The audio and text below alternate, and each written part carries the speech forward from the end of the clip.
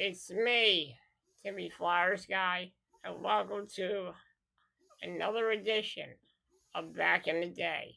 I'm your host, Timmy Flyers Guy. In the summer of 2022, in an earlier episode of Back in the Day, I did an episode where I did a medley of G4 TV shows. In that medley, I did shows like Judgment Day, X-Play, Filter, and many G4tv favorites as well.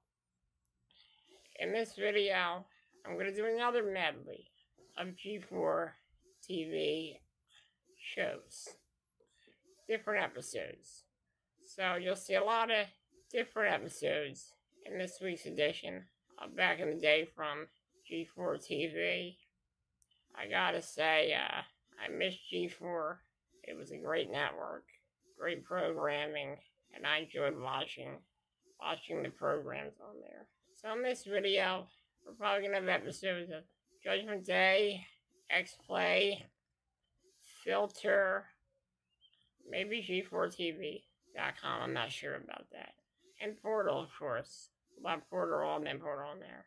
We'll also have Blister and Cheat. So, without further ado, let's get into the video as we do another medley of G4tv shows. Let's roll the footage.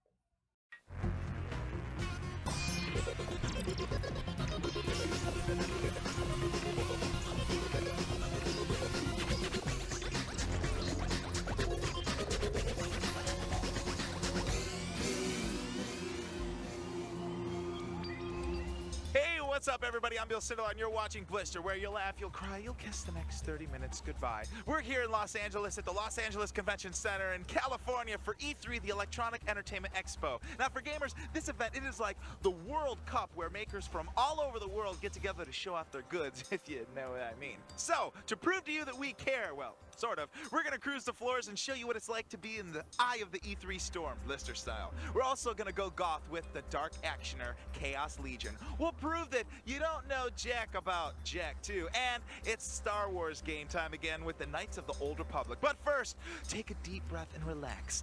Let us show you the way to pure E3 nirvana. Either that or one hell of a pounding headache.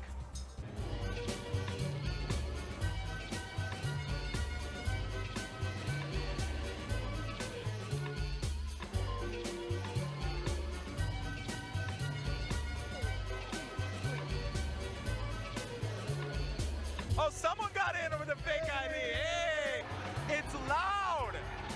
I don't know if you can hear me now, but there are 80,000 fans in the stands. I'm not a booth fan, man. Dude, it's Nicolas Cage. All the stars come out of E3. No.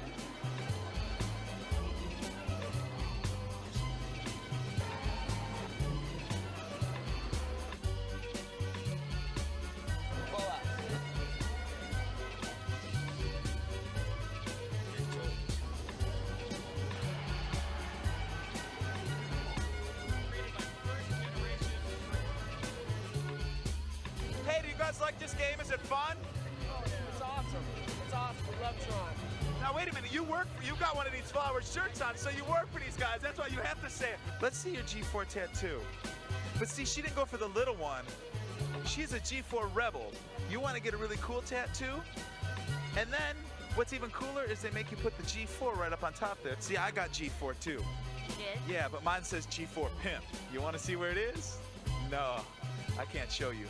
I gotta shave the hair off first, then you'll see it. When you're here at E3, there's a lot of things that you can do. You can check out the games, you can dye your hair blue and make yourself look like a Smurf. What is it? Maybe as payment for doing this interview, you can shave my No, that's okay. Okay. Oh, yeah. From games to booth babes to people that got in under false pretenses, E3 has it all, and there's just so much going on there that it's just impossible to show it all. But don't worry, we won't let you down. But now, let's just do something, you know, like completely nuts, maybe by just showing you a hot new video game. It's time to take a peek at the very dark, very mysterious, and just a little bit intense Chaos Legion. With gothic opera action, Chaos Legion is a game that combines frenetic fisticuffs with lots and lots of melodrama for your mama.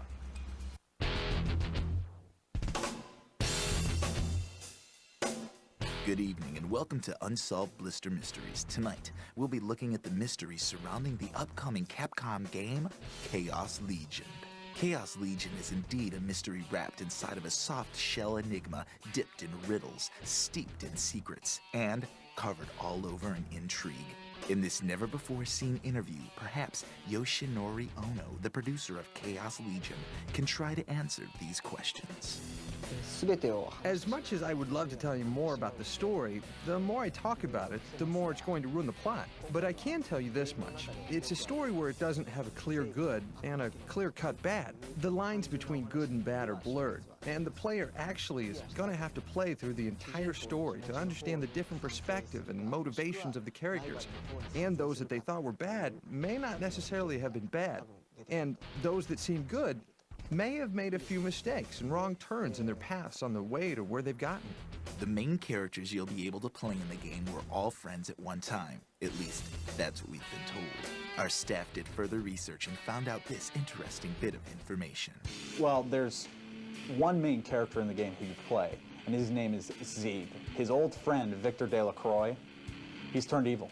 And basically he is who in the end you're trying to fight, and he who is creating chaos in the world right now, and that's what you're trying to put an end to. Friend versus friend, man versus man. Zieg will spend the entire game tracking down his former friend Victor. You see, Victor has control of a mysterious evil power, and Zieg will have to stop him. The trail will take Zieg through ancient ruins, forests, cathedrals, and other gothic landscapes. The mystery continues. You can play as Zieg, but you can also play as a female character, and she is in a very short part of the game. The young lady Zieg meets on his travels seeks a vengeance for the destruction of her town and family. And yes, she blames Victor. She has guns and she has karate moves, and those are her powers. And she was put in there as a way to kind of break it up and to kind of really move into the purest action for a short period of time. And then you come back, next level, you're going to come back and play as Zieg again. Once you've beaten the game, you can go through and play the whole game as her if you'd like to. Chaos Legion has been compared, some would say unfairly, to the Devil May Cry series. However, we can put that rumor to rest right now because as cool as Devil May Cry is, it doesn't have the legions. I wanted something that would totally symbolize power and not be a human form. So I came up with the legions. These summoned creatures that all have some attribute based on a weapon. That way, the main character could kind of feed off of their power, get the strength of their weapon, as well as visually, you can see that they're based on weapons, and they're more powerful than just a plain man. Actually, all the legions have attributes. They all belong to a certain type of class of weapon. So you'll have a group of sword legions, as well as bow and arrow legions, and then there's the power legions as well. All of them have abilities and strengths based on what that weapon in real life, what kind of abilities it would have. For example, a bow and arrow can shoot things long distance. From what we've been able to unravel, Chaos Legions has been called a gothic opera of a video game. When I set out to make this game, I wanted to make the best possible game I could, a masterpiece. So for me, it was an opus, an opera of terms. If you look at the structures in the land, they do look rather Romanesque, very Gothic in style. As well as a lot of the backgrounds are dark, a little bit, perhaps, morbid. Our sources tell us Chaos Legion will conquer video games everywhere towards the end of 2003. Are you ready? You know, that Chaos Legion is one funky tripped out game. And you know, could Capcom have another franchise on their hands? Well, time will tell. And speaking of time, we need to take a few moments to prepare for our next foray into the world of the big Triple E. But when we return, we'll see what gamers are all geeked about and playing at E3. And because I love you, we'll look at the highly anticipated sequel, Jak 2, the follow-up to 2001's Jak and Daxter. All this and a pocket full of lightsabers are coming up only here on Blister's E3 2003 extravaganza. It's time to enter. Oh.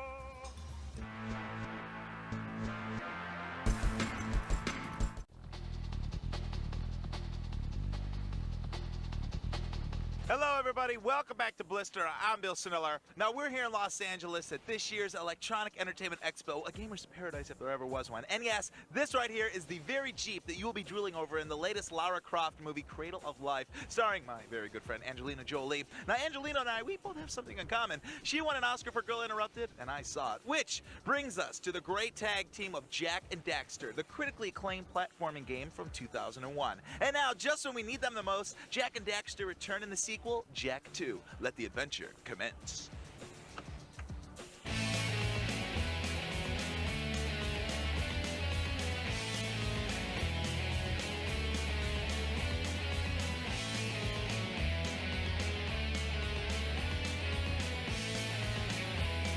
Yes, everybody's favorite fighting elf has returned. Jak is back in Jak 2, the sequel to the acclaimed Jak and Daxter.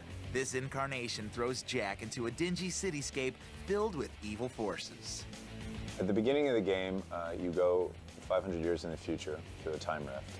You're immediately arrested, you're put in prison, and the Baron Praxis, you meet very early on in one of the interstitial scenes. He's doing experimentation on Jak. Well, I'm always up for experimenting, but apparently being treated like a lab rat isn't so popular in the elven communities. Luckily, Daxter comes by and springs Jak from the clink. Jak vows to get revenge on the evil Baron Praxis. He heads off into the gritty city and into a most twisted story. Everything you do in Jak 2 specifically moves a plot forward, and it's a complex plot with characters that change personalities. They could be your friend at one point, your enemy at other points. There are over 80 missions in the game that bring Jak through the expansive environments, including mountains, caves, sewers, and fortresses. But if you think all work and no play makes Jak a dull boy, then you don't know Jak 2. In addition to his platform pugilistics, Jak's seeking revenge with a whole new bag of toys. He now has a morphing gun, which allows him to attack enemies in 4 different modes. There's a shotgun mode, there's a rifle mode, there's a sort of a Vulcan cannon mode, and a homing missile mode. You have a hoverboard, which you can earn, that is always around then. There's Dark Jak moves, which are always around. There's vehicles to jump on at any time. You can do all of these things at the same time. These features are things that you can pretty much use anywhere. It's not the case of this is a hoverboard level, the only thing you can do there is hoverboard stuff for the most part.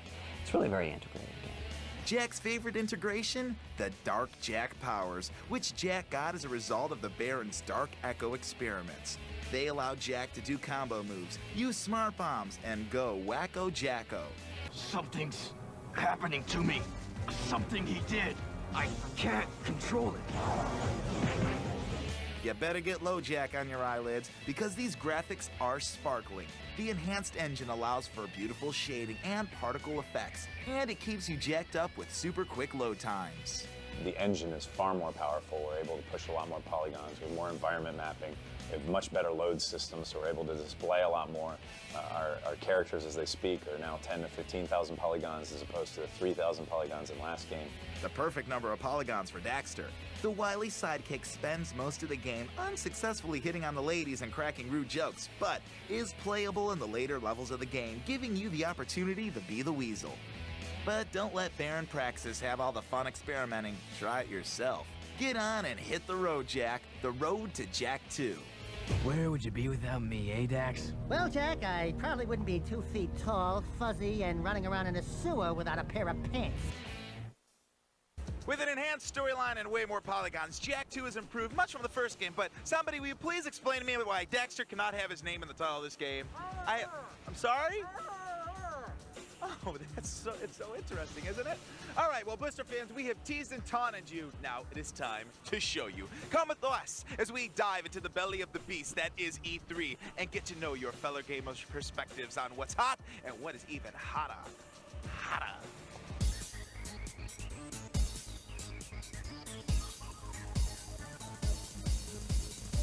You have waited, you're in line. They have not said like anything about Halo 2 in like any publications. They've like, even in Electronic Gamers Monthly, they've had like make up what you want it to be like.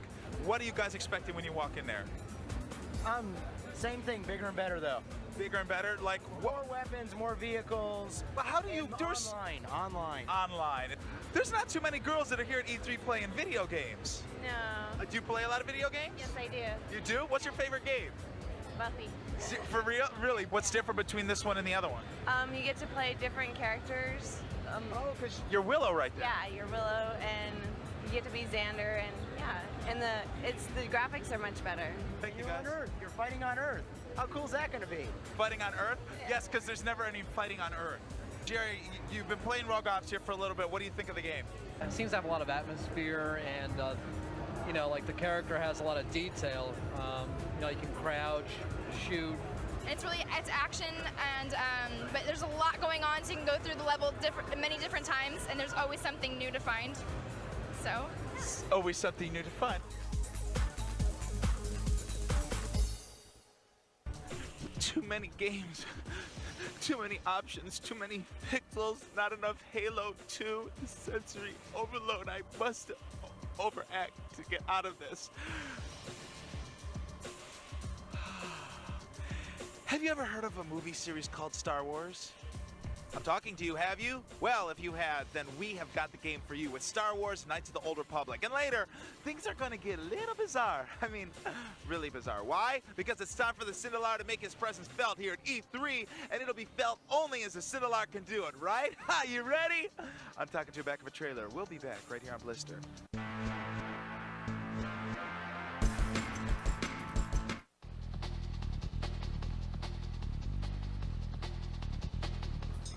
Welcome back to Blister. I'm Lando Calrissian. The city, Los Angeles. The event is the E3 convention, the Electronic Entertainment Expo. The weather is a balmy 75 degrees, and we are about to go wild at E3. And when, you know, I say wild, I don't mean like Zach Wild, Ozzy's guitars. I mean like crazy, wacky, somebody call the cops, because you are not going to want to miss this.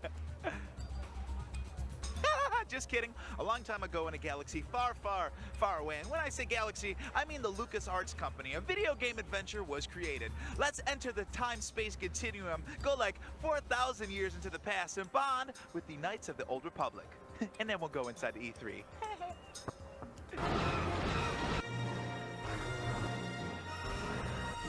I've stood in lines for hours at the movies. I've been to sci-fi conventions dressed as Hammerhead. And yes, like you, I've hung Jar Jar Binks in effigy. And when it comes to Star Wars games, I've played all the shooters, and I've followed Kyle Katarn on his path from dark to light. I've even rolled the dice in the tabletop Star Wars games, but that all comes to an end now. Star Wars Knights of the Old Republic is a third-person role-playing game set in the Star Wars universe about 4,000 years before the time of the movies. So it's a time of tremendous numbers of Jedi, tremendous numbers of Sith. And one of the key things about this game is that you can actually play dark or light side. You can actually be the hero and save the Republic, or you can be the ultimate villain in the galaxy. It's a really cool period back where the game Star Wars Knights of the Old Republic is situated. And so there's been space travel for about 25,000 years. So the technology has definitely been there. And everything feels just like in the movies, but just a little older. And there's just a series of, I think, 6 or 7 comic books that define it, the Tales of the Jedi. And it's a period of, there's Jedi all over the place. So your role in this game is to figure out your own heritage, to become a Jedi, to roleplay as a Jedi. Knights of the Old Republic uses a similar rule set to tabletop D&D games. There are 3 character classes that players can choose from with 6 stats that points can be attributed to. There are also 8 non-combat skills that can be leveled up throughout the course of the game.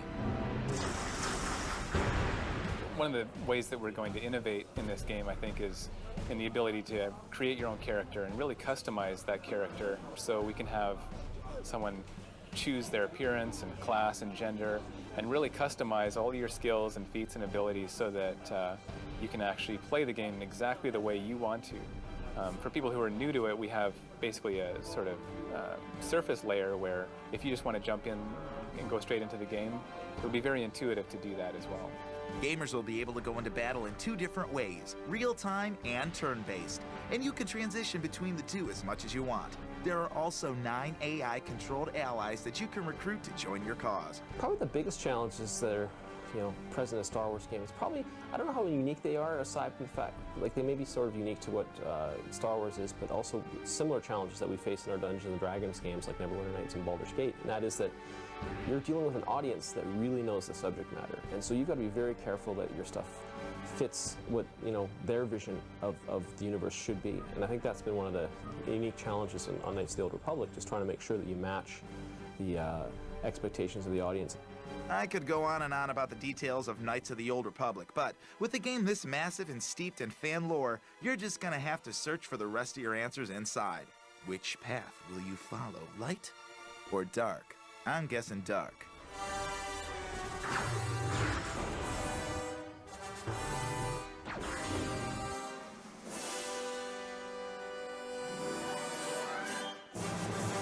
With Knights of the Old Republic, you'll get your Jedi, you'll get your Sith, you'll even get to visit Tatooine, a poor man's Alderaan, one of those peaceful planets with no weapons. Now who's living in a fantasy world? All right, it is time. Blister fans, are you ready to go in? Woo! Can y'all show a little more excitement, maybe? Don't hurt yourselves. Look, I didn't wear a tight shirt. Anyway, I hope that there's more life inside, and more of my fans.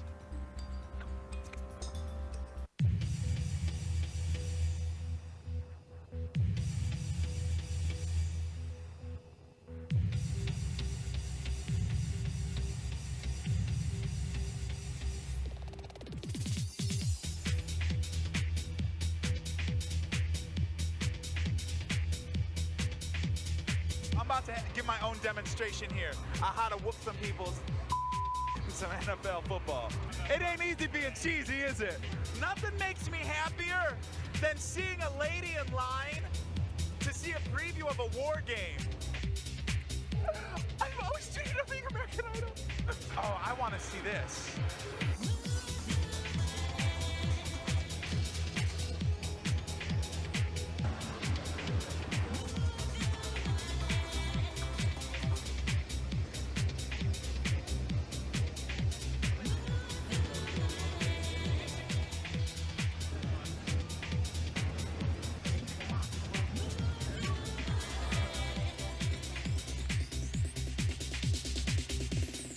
Is that camera crew over there, my boys from G4? C-A-D.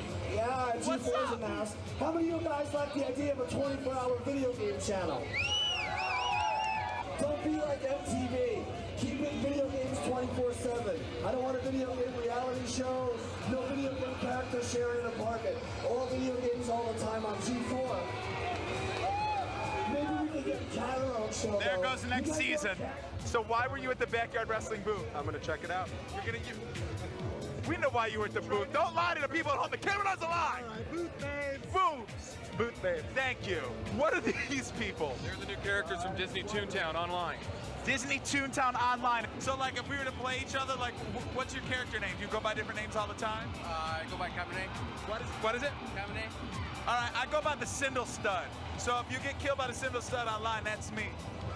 Why are the girls from the wrestling throwing out Italian job balls? They've been blackballed.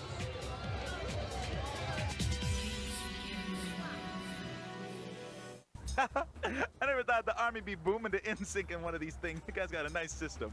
Anyway, man, if you thought that was wild, well, you need to be on the lookout for our special DVD of Blister at E3 Uncensored with guest star Snoop Dogg. Obviously, I know I'm lying. Or am I? All right, people, now I want to know which game featured at this year's E3 you're looking forward to the most. So log on to our message boards at G4tv.com/Blister and let me know. Well, that's it for Blister's look into the wonders of E3 for this year. I feel that we've all learned something and grown as a gaming community. So I'm going to go back in for some last-minute gaming info. So from the Electronic Entertainment Expo in Los Angeles, I'm Bill Sindelar signing off for Blister. Now get on out of here. Go on, get out. I got some games to go play. You'll even get to visit Tatooine, a poor man's Alderaan, you know, one of those peaceful planets with no weapons. Now, oh my God, who is behind me? What? Shouldn't you be a Panda Express serving people some orange chicken? What? Who is it? Get over here. Who? He kicked. He was strong though, boy.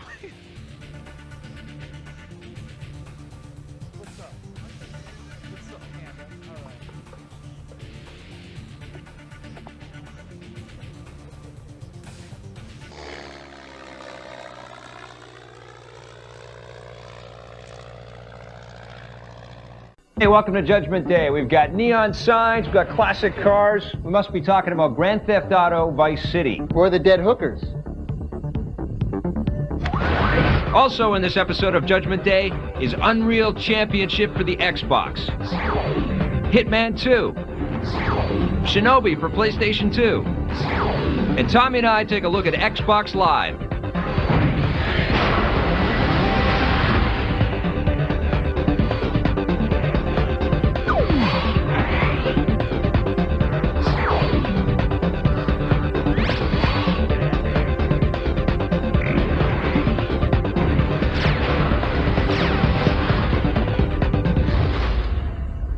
First game we're going to talk about is the much anticipated Grand Theft Auto Vice City from Rockstar Games for the PlayStation 2. What'd you think? It was the biggest selling game of last year. Yep. They could have easily just tweaked it a little bit, but they didn't. They actually improved on what they already had. You can now fly different, not only devices, but you actually get in helicopters. That's right. And you fly RC helicopters on bombing missions. You have motorcycles, which are extremely fun. You can get up on and do wheelies on the thing. The physics on everything, driving-wise, really fun. Absolutely. The driving is the most perfect physics you can ever, for a game-style type like this, unbelievable. I love the golf carts. I was blown away right. to see golf carts in the game. It's so much fun to have to go take out a guy on a golf course.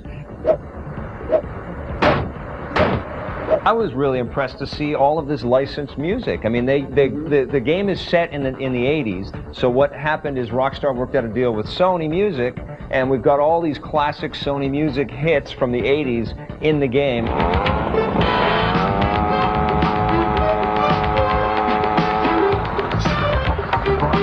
Well, there's a bunch of different radio stations, and there's like, you know, talk stations to Spanish stations to metal music. I like actually the soft rock kind of tunes. Nothing better than killing hookers with Sister Christian and I Just Died in Your Arms Tonight.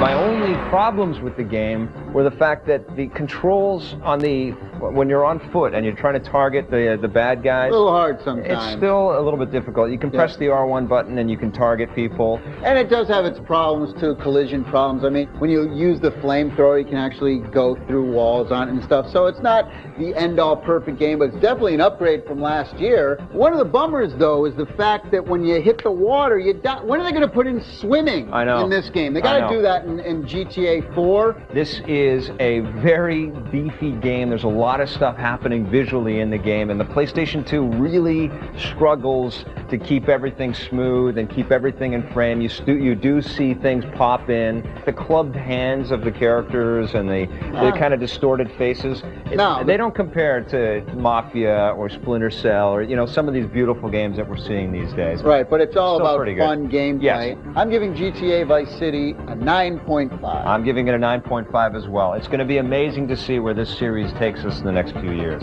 On the positive side, there's a larger variety of vehicle types, such as golf carts, motorcycles, and even helicopters. All of the professional voice acting and all the great licensed 80s music makes the package even that much better. And at the core of it, this game is just fun to play. On the negative side, although Tommy loves the look of the graphics, I wish the characters looked a little bit better. We still had some problems controlling everything when Tommy's running around on foot. The Tommy in the game, I mean. And they've really got to work something out so that the character doesn't die the minute he hits the water. All right, well, speaking about getting whacked, let's talk about Hitman 2 for the PC, although it's also out on the Xbox and the PlayStation 2. What'd you think of Hitman 2? Well, hey, another great game. This is unbelievable. This guy, he now lives in Sicily, right? Yes. And he lives in a church in Sicily. He's trying to retire. There's He's nothing trying to get cooler than an assassin in a church, and you got all your weapons and your laptop set up, and there's like these little piglets. Of course, I grab my gun, I go, poom, poom, poom. Doing a little target shooting. Then I start aiming for the birds, right? And these freaking birds are going all over the place, and they're trying to take a dump on me. Bam, bam, bam, bam, bam, bam, bam. And then I look for priests in the church, but I couldn't find any. But alas, you could not kill any priests. Oh well, so I shot myself in the foot. He's just testing the engine, by the way. He's not really this psychotic. He just wants to make sure that everything that he wants to do, he can do. And all the people, depending on where you are, speak the language, which is great because, you know, like you go to Italy and they start swearing at you in Italian. The only words I know in Italian are all the swear words. So all the things your mom and dad yelled at you. Exactly. What impressed me about Hitman 2 is that it's really, it's not like a hardcore action game. It's more of a simulation of what it would actually be like to be a hitman and be on these assignments and take care of these really heinous acts that you have to do. I mean, you have to go and kill targets, and you've got to do it in a bunch of different ways. What you have to have is an extreme amount of patience. Don't go blasting everybody all the way through the game because they'll gang up on you and you're dead and you will fail your missions. Use the anesthetic, use the knife, use the fiber wire. Yep. You can go in and disguise yourself as different people. Right. If you walk around, you know, and you're nonchalant, they don't even recognize you. But if you start running around, even though you're disguised, they kind of like, wait a second, why is that guy running around?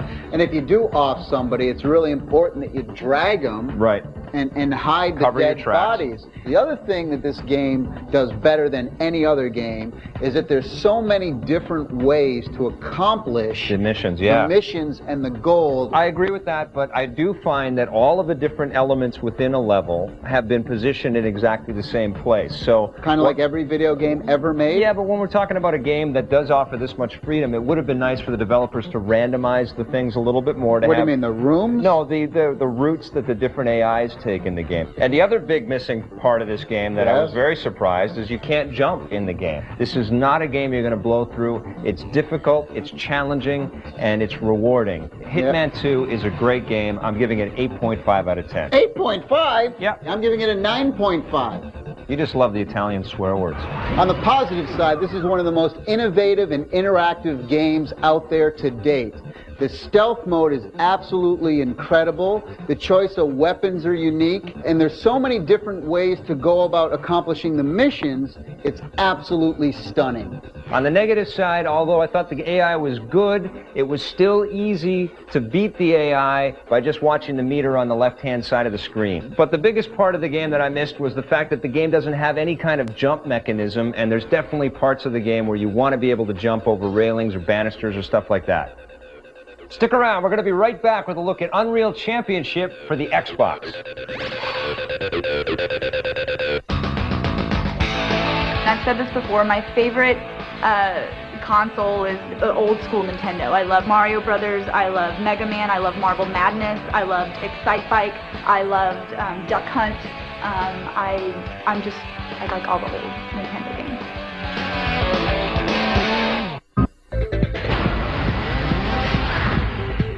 Hey, there's nothing I like more when I take a big steamy than playing my Game Boy Advance.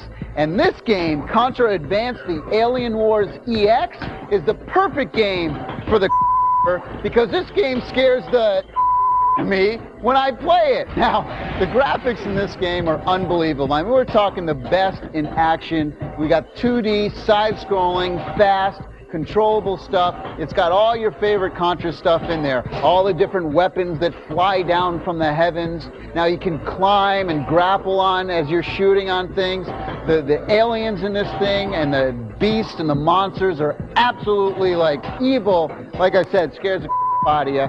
The music and sound is just what you'd come to expect from a Contra game. Now you can also play two-player cooperative with this thing. So if you have a buddy that has a Game Boy Advance and he goes out and buys the game as well, you need 2 cartridges so you can play kind of cooperatively on the same thing like the Contra games of past. Now they also have a save and password system in this, and you're going to need it because the Contra games have always been difficult.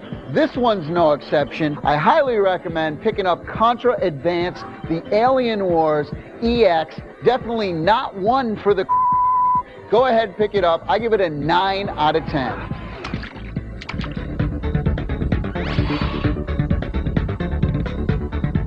All right, we're back. We're talking about Unreal Championship for the Xbox. This one's from Atari. What'd you think of this one? I'm looking at games on the Xbox like Splinter Cell. I'm looking at games like, even games like Halo. Right. Okay? That have great, 60 frames a second, very smooth, very detailed animations. From a technical standpoint, Sure. The animations on the characters aren't that great. It only runs at 30 frames a second, which to me is unacceptable on the Xbox. Well, I got to be honest. I have Unreal Tournament 2003. I love that game. We reviewed it on Judgment Day before. I fired this puppy up on my Xbox, and I was not impressed at all when I first started playing it. Yeah, visually, it's a dog. I mean, it doesn't look anywhere near as good as a ramped-up UT 2003 on a good PC. It really looks like a port. It's been ramped down in terms of speed for console play, because it's not a mouse and keyboard. We're using the controller now. And at first I thought, man, what a disappointment. Unreal Championship is a major letdown. It's nowhere near as good as its PC counterpart. Then I started to play it some. The single-player game really kind of is just, It's a training mode. It's really like a training mode. There's over, I think, 35 different characters, and you can pick 5 on your team. That's and you cool. can kind of, you can set them for, like, if you want them to be more offensive or more defensive, or actually just kind of free will, which they do whatever they want. All of the gameplay is there. It's exactly the same type of gameplay that you're going to find on the PC. It's got all the different modes. You've got bombing run, you've got deathmatch and team deathmatch. The double domination game's That's actually my favorite part. kind of different, because you actually have to control 2 areas for like more than 10 seconds. Yeah. Blue team dominating. 10, 9, 8, 7, and victory. But really what makes this game so much fun is the community that's built around Xbox Live with that communicator. When you're actually speaking with your teammates and running through these levels and playing games with other people, it's so much fun. It is such an addictive experience. So even after like 6, 7 years of all the Quake thing, it still hasn't gone away for you? Not at all. Not at all. I mean, same old, just running around, shoot people. That's it. There is more to it than that. I mean, that's the core of the gameplay. But do tell. You pick up these adrenaline pills, and as you pick them up, you max out that meter, and then you've got new abilities. You can move faster. You can get invisibility. You can have a transportation gun. How about that one? I love that. That's kind of new. You shoot a little teleport pod forward, and then you press a button and you zip forward in the level. They said they were going to give us vehicles in this game. I know. And there's no vehicles. Well, I'm not the developer. I don't know what happened there, but I do know that there's going to be downloadable content on Xbox Live for this game. So downloadable maps right now, as a matter of fact. There's going to be all kinds of new stuff that you can pick up as you go. I like the Unreal single-player games. Unreal 2's coming out. I'm looking forward to that. I'm giving it a 6.5. Oh, I'm giving Unreal Championship a 9. I think it's a terrific game. Definitely pick it up for Xbox Live. On the positive side, this game is loaded with characters, weapons, and lots of great maps. The voice chat function with the communicator over Xbox Live is phenomenal.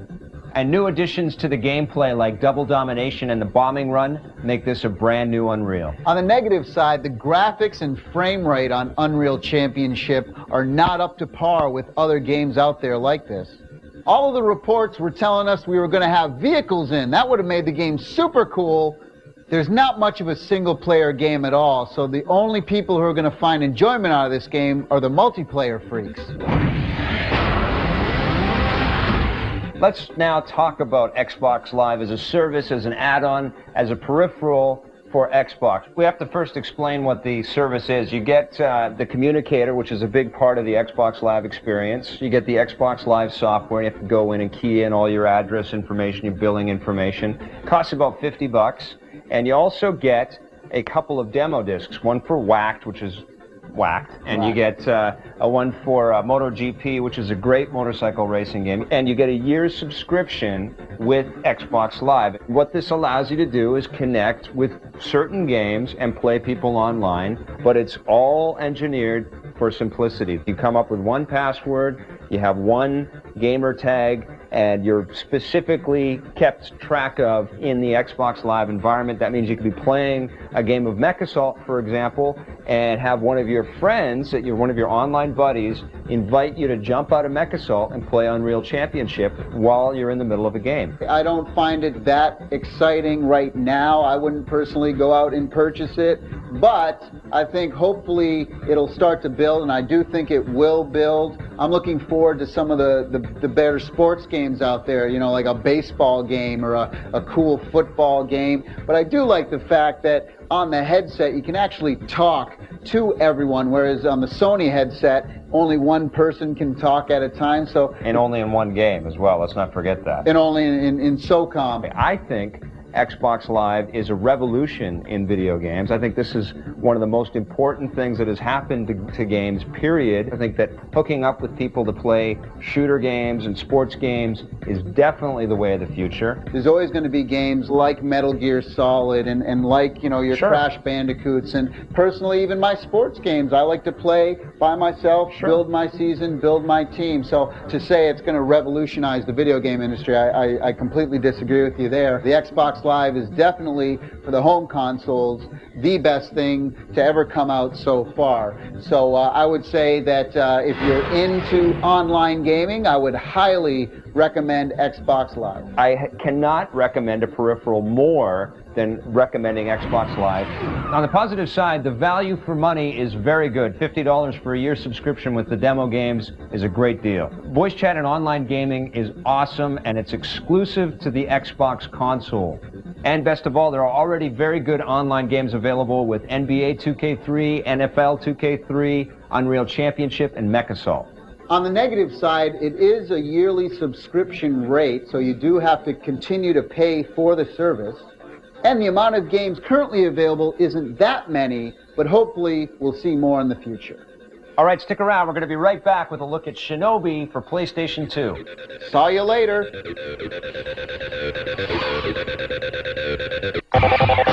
You're plugged into G4 Rio.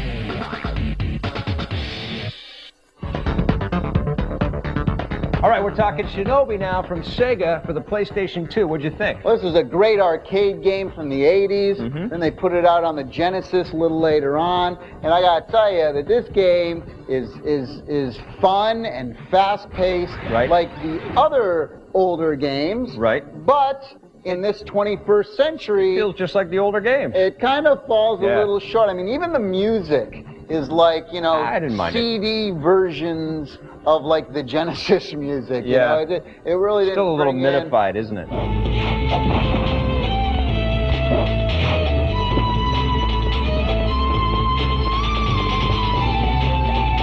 The hack and slash element is very cool. I mean, you get a sword, you can cut people, slice them right down the middle, and they fall apart. They do. Dog limbs all over the place. They do slice in half very well. And you also have these throwing star things. Not really stars, what shurikens, and they sort of freeze the bad guys so you can go run around and chop them into little bits and pieces. You can go climbing off walls. That's fun. And things like that. I wish I could do that in real life. And you have this kind of flowing scarf thing. Yes. But the problem is that the scarf goes completely through your body, like when you stop. A little collision detection problem. Lots of platform hopping as well. You're running from roof to roof and jumping over different things, so you've got to get used to that. And like those classic arcade games, if you miss a jump, good luck, buddy. You're back at the beginning. You got to start it all over again. Save points. You get the sense that this is an old game from the 80s. Especially when you're looking at those crappy environmental graphics. I was so unimpressed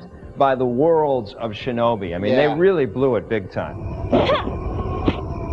Hotsuma, let us rest in peace.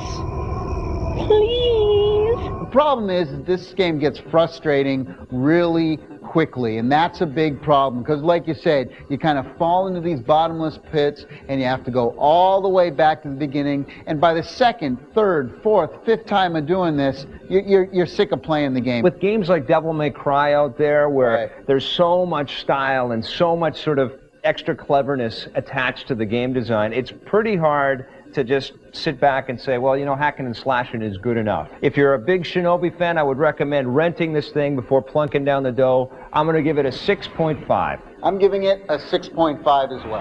On the positive side, the action is very fast-paced and simple to pick up and get into.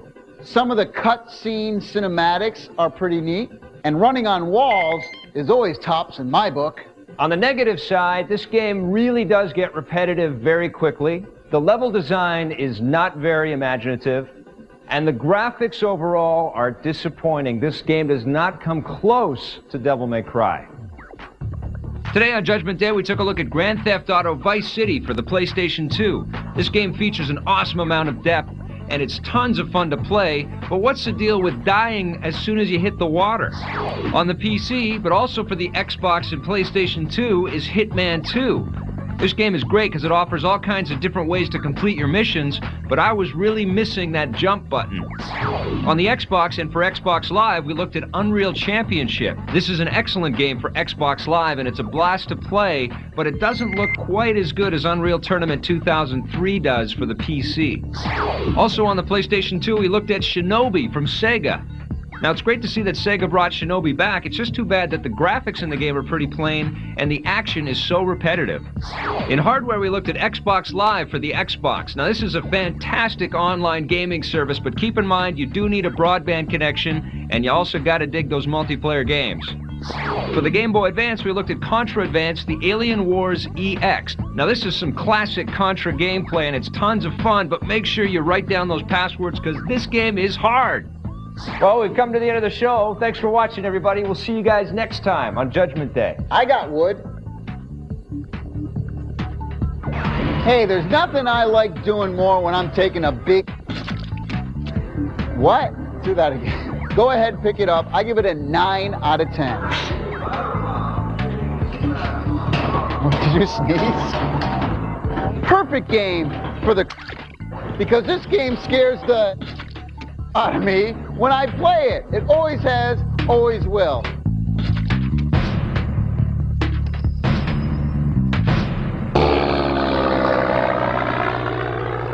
Bikini-clad Kasumi and a big pair of...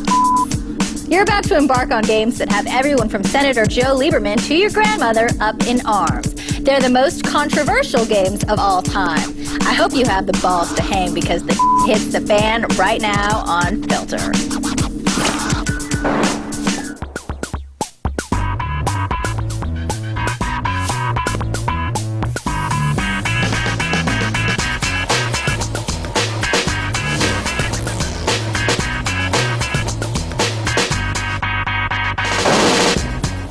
I'm Diane Mizoda, and welcome to Filter, a hand-picked top 10 video game countdown as voted on by you, the viewer, at G4tv.com.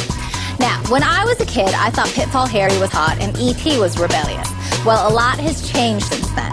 Today, gamers would rather pee on hookers than chase pellets and swing from vines. And thanks to that yearning, we have before you the most controversial games ever made. But before we get to your top 10 reasons to be a menace to society and gawk at scantily clad women, we cornered some of you to give us your take on what makes a game controversial. Let's see what you said.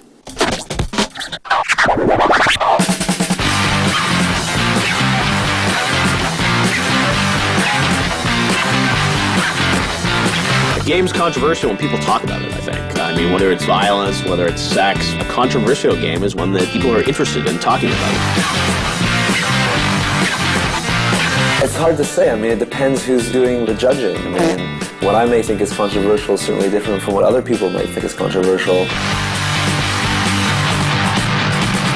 The games that get the most controversy are the ones with violence or sex. But there's not many of those games, so there's only a few that are really getting all the attention. The thing that appeals to many gamers about controversial games is being able to do things in the game that you couldn't get away with in real life. And a game like Grand Theft Auto that involves sleeping with a prostitute, you get all the fun of the experience without having to worry about seeing the doctor for antibiotics afterwards. The appeal of the games is, something you can't do in real life. Might as well do it. Blowing apart your neighbor, running over the old lady on the street. It's controversial, but hey, it's fun. Do controversial games have an influence on society? I think to some degree, sure. I think much like a movie you watch or a TV show or a book you read, I think what you see in those games influence your views of the world to some degree. But I think it's all within the context. Much like other forms of art and entertainment, those games that may be considered controversial are aimed at an adult audience, and that's the appeal of these games. You play these games and you experience them as escapism, and you realize that they're sort of alternate realities. So I think in the right context, they can be seen as sort of games and in some ways let you get aggression out inside of the game world instead of in the real world.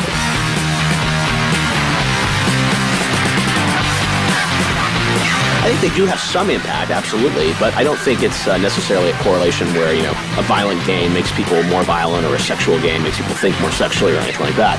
I think, you know, they're entertainment experiences and should be treated as that. Now it's time to get to the boobage. Let's face it, there are certain games you don't want your mom to know you're playing. Like a game that puts raunchy, bare-breasted women on BMX bikes and has you fantasizing about what it would be like to touch their hooters. BMX XXX is at 10.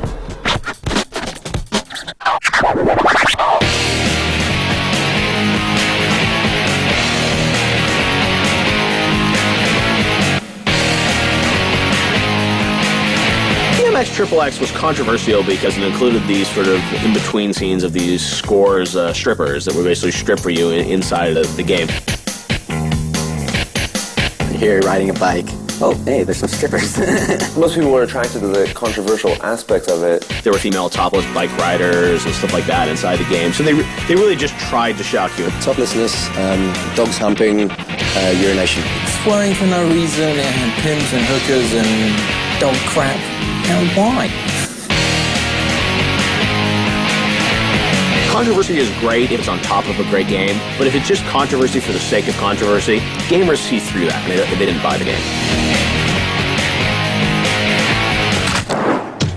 We go from the depths of a woman's anatomy to the depths of mortality. Carmageddon has everyone up in a hoo-ha because it rewards you for running down pedestrians. I say if you can't handle the heat, then get your fat out of the kitchen. Carmageddon blows up at number 9.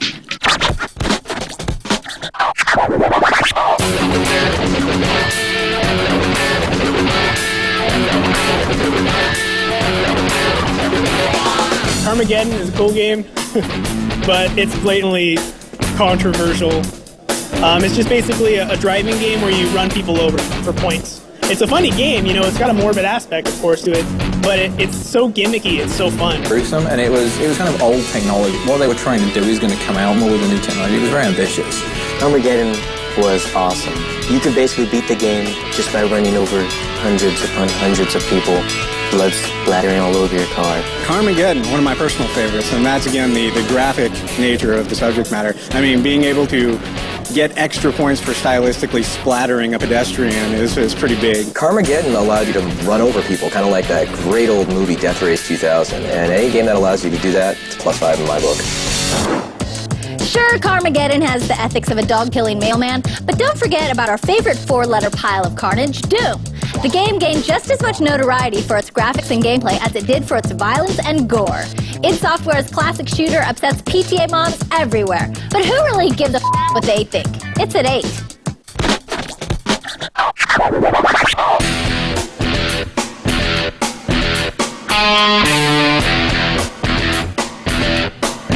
Doom was really one of the first gameplay experiences that kind of put you, face first person into the action.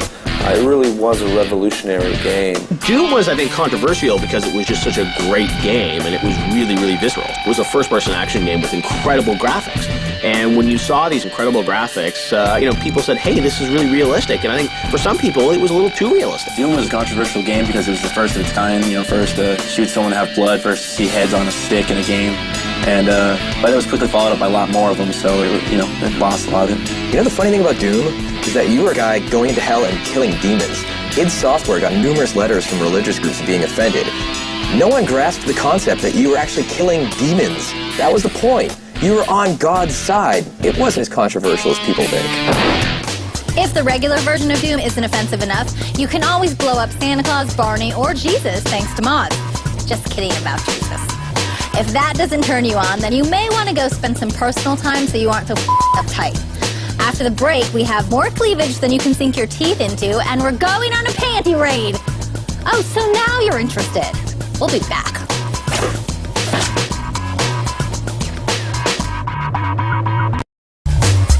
Welcome back to Filter. I'm Diane Mizota, and we're counting down the most controversial games of all time. The rankings for Filter shows come directly from the responses you post on the G4 website. To make your vote count, log on to G4tv.com/filter and select the Filter Rater. Then choose a category, vote on a scale of 1 to 10, and we'll take care of the rest. While you're there, be sure to post your suggestions for topics and games you'd like to see covered in future episodes. But screw the Filter Rater for now, and let's get back to the countdown. What's What's better than a bunch of babes wearing next to nothing and having their flying around while they straddle trees?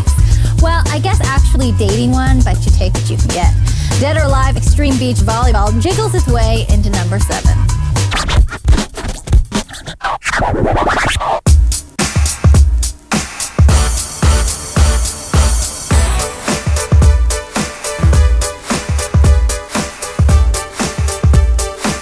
Dead or Alive Extreme Beach Volleyball was controversial, but it certainly was, pretty trippy. And then it was, all these sort of beach volleyball girls who were, really sort of, attractive in these skimpy little bikinis and playing beach volleyball. I mean, the only reason people buy it is to see the bikinis and the jumping and the stretching and the different bikinis you can get. It's a swimsuit edition of, volleyball games. It's actually a fun volleyball game, and they have a sort of social aspect to things.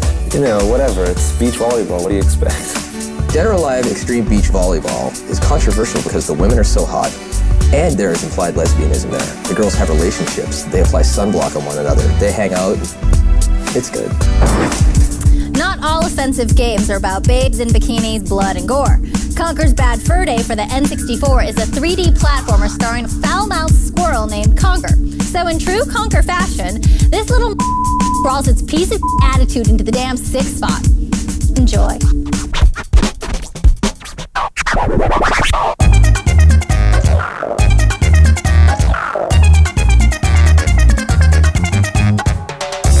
Conker's Bad Fur Day was just funny. At the beginning of the game, he wakes up and he's drunk, and he has a bad hangover, and he's just saying bad words all over the place. And this was on the N64, which was at the time didn't really have very many bad games.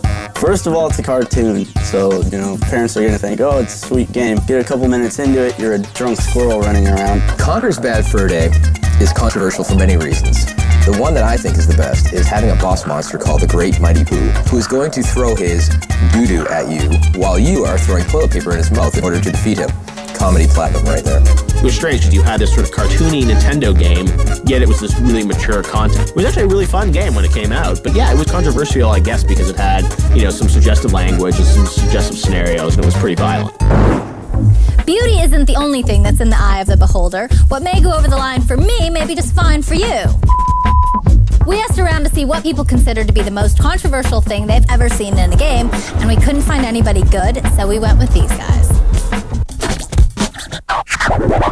Probably the most controversial thing I've seen in a game is probably Vice City. Just everything society deems wrong, you can just do at the drop of a hat. I think a lot of controversial games that are out nowadays is, some of the war games, you got terrorists and the whole politically correct, or they call the opposing forces instead of terrorists now because of what's happened. That's tough because I don't consider wanton violence very controversial. In the game Metal Gear Solid, it opens a lot of issues about nuclear arms and nuclear buildup, a lot of current issues. There's a game called Narc coming out soon. Part of the game is taking drugs, and you take weed to turn everything into bullet time because it slows it all down.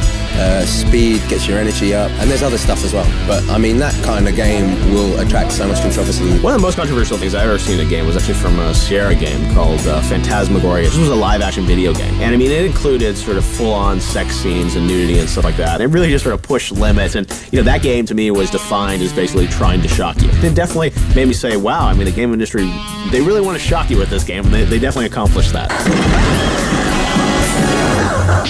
So now that we're tired of listening to you guys, let's get back to the vulgarity. Sitting snug at number 5 is a game that's more controversial than Michael Jackson. It's the Postal series, and it's caught in the middle spot.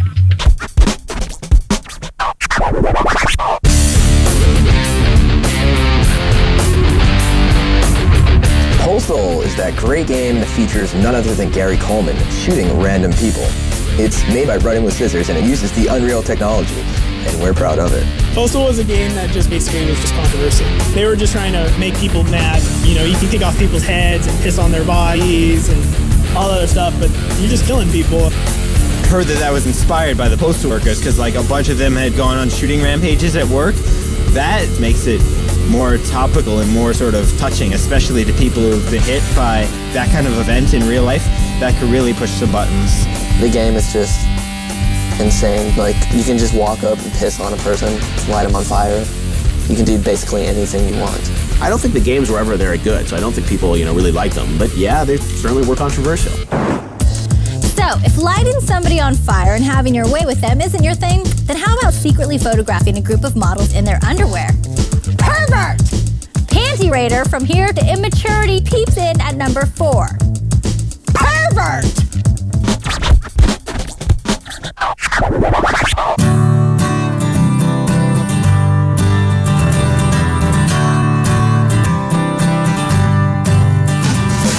Panty Raider, if I remember correctly, is a game where you basically save the world from aliens by throwing objects at girls to get them to take their clothes off. Well, Panty Raider is pretty much controversial because it's pornographic, it's explicit, it's pretty controversial to me. I don't see why it's so controversial. Everybody got their own opinion, you know? If you don't want to play it, you ain't got to play it. At a certain point, you would take a picture, and your picture would be judged based on, I guess, the sexiness of the picture. That's pretty controversial for when it came out. I don't know if it would be as controversial now. At that time, I don't think Americans thought the games were for anybody but kids. So the idea of like a mature subject in a game might have gone against the grain of typical society at that time. If you're not offended yet, don't worry. The sickest is yet to come, so stick around. Fine! Don't come back, but you're gonna miss out. I'm serious. We're gonna rag on your mom and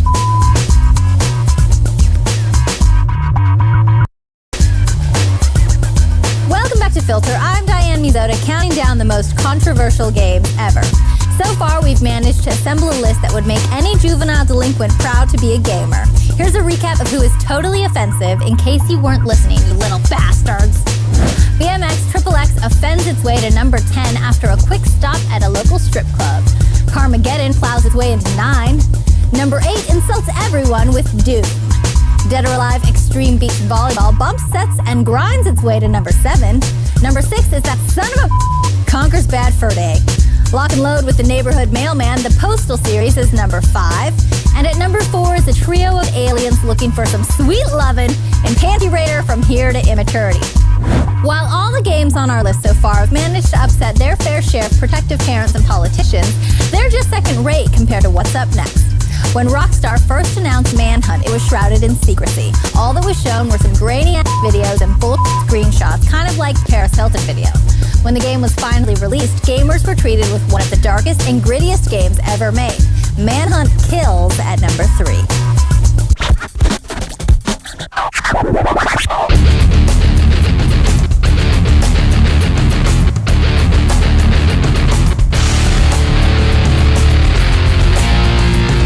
Manhunt, that's pretty much everything. Violence, profanity, creative killing.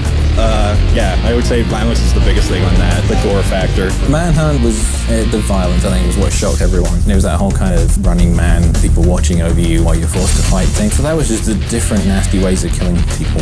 I didn't think Manhunt was that controversial, that they were really basing the controversy aspect to sell games when they didn't really need to. The gameplay was really solid, really good. Bottom line is the violence, and basically come up with the most creative and graphic ways to use certain objects to eviscerate people.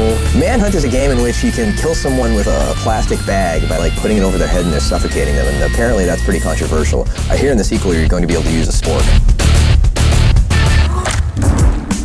Before we get to the 2 most offensive games on the planet, let's take a look at some of the titles that tried to be naughty but just weren't bad enough.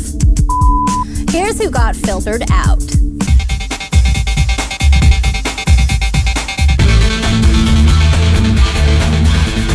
I'm really disappointed that Custer's Revenge didn't make the list. That was that old Atari 2600 game in which you could have your way with a Native American woman. Very horrible for the time.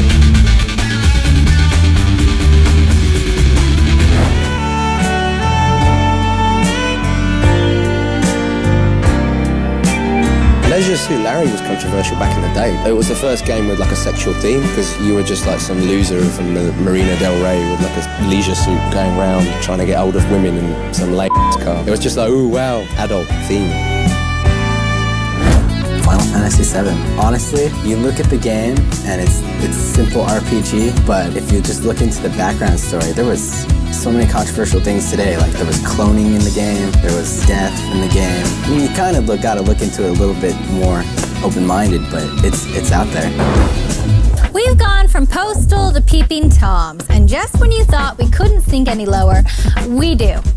Mortal Kombat introduced the Fatality, a finishing move that ranged from ripping out your opponent's spine to tearing off his head. Sounds like a good time, but that was the past. Today, the Grand Theft Auto series has managed to offend politicians, minorities, and even evil stepmoms. So who comes out on top? Is it the bloody beat-em-up action series, or are you into modern-day urban violence? It's time for me to shut the f*** up and show you this.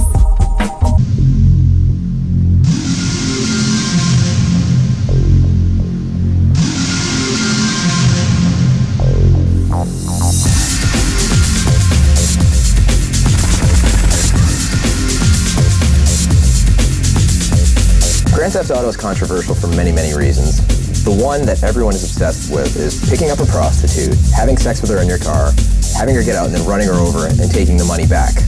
I mean, if you ask me, it just sounds like you're a thrifty guy in that game. You know, Grand Theft Auto has become synonymous with controversy. I guess because of the level of violence. I guess because of the fact, you know, there are these hookers you can hire, you know, in the game and stuff like that. But at the end of the day, it was a really, really great game. Not because it was so controversial. I think that's something that people really have to remember. GTA has just got so much attention in the press. Mortal Kombat, I mean, it was controversial. It kind of kicked things off in terms of government scrutiny a few years back. But GTA, you know, it's a great game. Most controversial game in the filter face-off is going to definitely be Grand Theft Auto.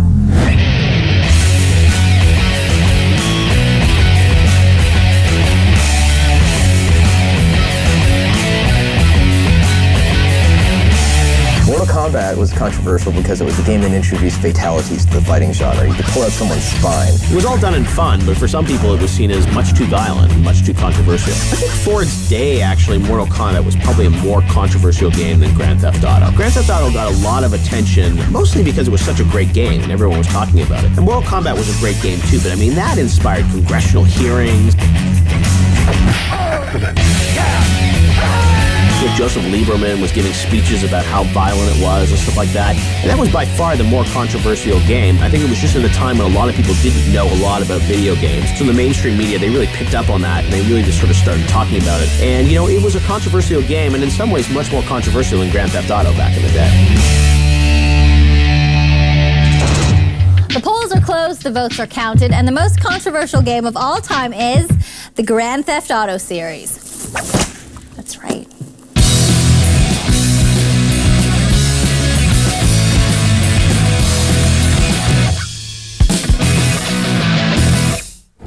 Grand Theft Auto humiliates the competition and is officially the most controversial game ever made. That wraps up this episode of Filter. Remember, the opinions expressed on this show are yours, not mine. So make your vote count on future episodes by logging on to the Filter show page at G4tv.com/filter. Until then, I'm Diane Mizota, and I'll see you next time.